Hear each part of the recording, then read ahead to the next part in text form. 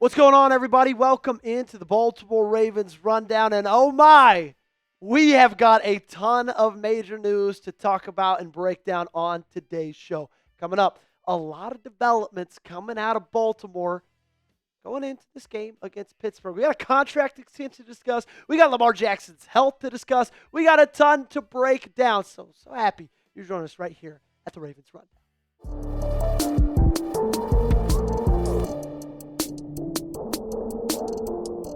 Welcome in, everybody, again. So glad you are here with us. Make sure you subscribe before we go any further.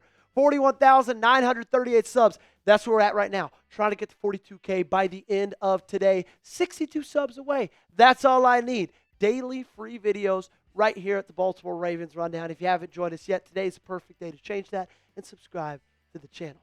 Mike Garafolo was the one that broke the news. We were actually live when this news got broke today. That Ravens tight end Mark Andrews has agreed to terms on a 3-year, $39.3 million extension that includes $26 million guaranteed. So if you break that down, you're looking at about $13.1 million a year. And if you're looking just at guarantees, just south of $9 million a year guaranteed. The franchise's all-time leading receiver, who's slated to be a free agent, stays in Baltimore in a deal done by Justin Schulman of Athletes First. So we went from talking about Mark Andrews trade rumors a month ago, talking about him all off season long, to now we're sitting here in November and he's got himself a brand new contract. Interesting. Very, very interesting. That's kind of my first take on this. I'll give you my full take in a second. Here are his statistics so far this season: 332 yards, 5 touchdowns. Last year, 673 and 11. 10 games played the year prior to that, still got 544 and 6. And then 2022, of course, he played in 15 ball games, 847 yards and 5 touchdowns. Look, I've got mixed opinions on this.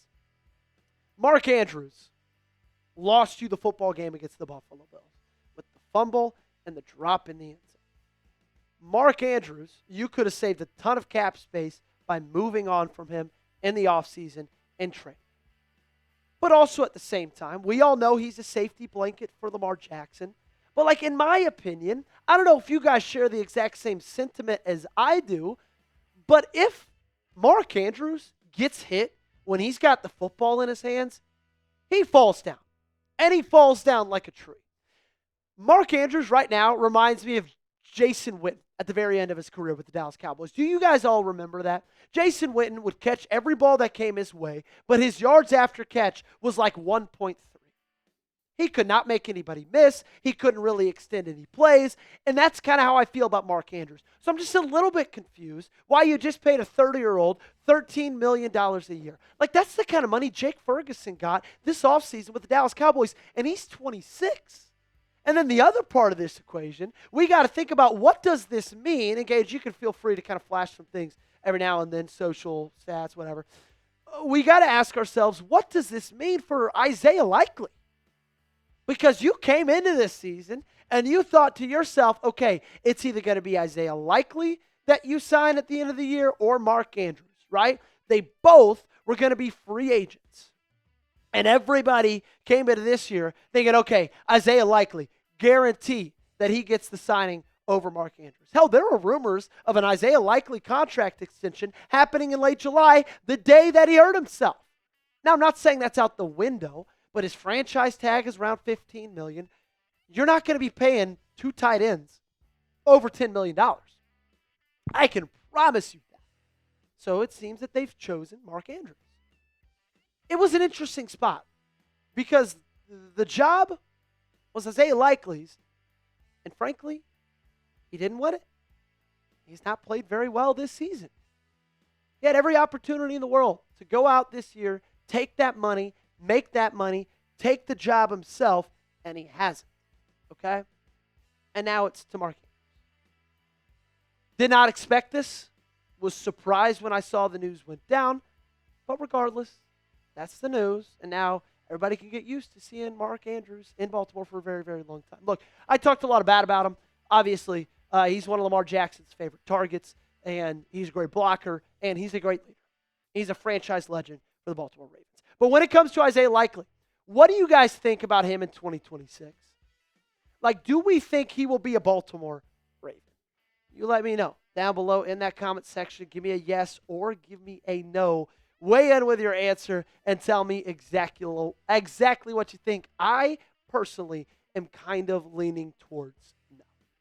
The next big news, major news that we got to talk about today, Lamar Jackson had his first Wednesday practice since November 5th, ladies and gentlemen. Since November 5th. It's been 4 weeks since the last time Lamar Jackson practiced on a Wednesday.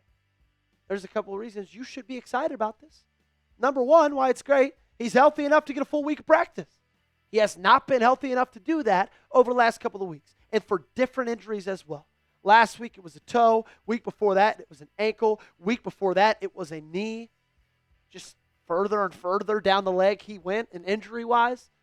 But I'm glad to see that right now they believe he's healthy enough to practice on a Wednesday. And number two, why this is great is Lamar Jackson's been struggling recently, and struggling mightily, might I add.